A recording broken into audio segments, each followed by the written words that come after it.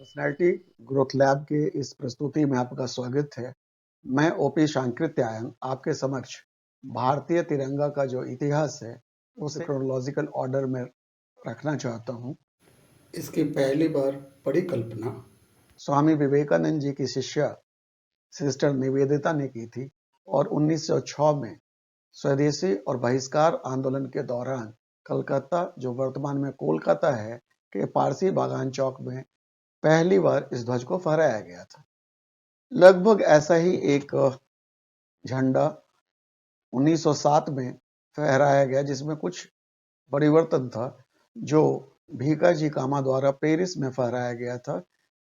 इस झंडे को बर्लिन में एक समाजवादी सम्मेलन में प्रदर्शित भी किया गया था और इस प्रकार इसे बर्लिन समिति के ध्वज के नाम से भी जाना जाता है।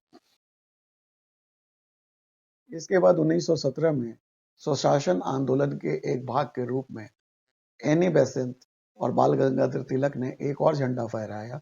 यह झंडा औपनिवेशिक साम्राज्य के भीतर भारतीयों के लिए स्वायत्त शासन का प्रतीक था। 1921 के बेजवारा, जो अब विजयवाड़ा है, के अधिवेशन में एक युवा स्वतंत्रता सेनानी पिंगली वेंकैया ने महात्मा गांधी को एक ध्वज का डिजाइन प्रस्तुत किया।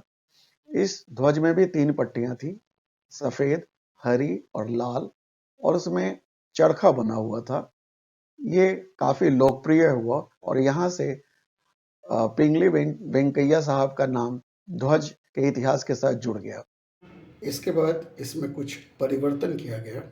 ऊपर केसरिया पट्टी, बीच में सफेद और नीचे हरी पट्टी, गहरे हरे रंग की पट्टी, और बीच में इसमें चरखा लगाया गया। अंतिम रूप से पिंगली वेंकैया की अभिकल्पना को कुछ परिवर्तन के साथ 22 जुलाई 1947 को भारतीय संविधान सभा की बैठक में अपनाया गया। तो ये छोटा सा इतिहास था अपने तिरंगा का, अपने भारतीय ध्वज का, भारतीय स्वाभिमान के प्रतीक का। जय हिंद।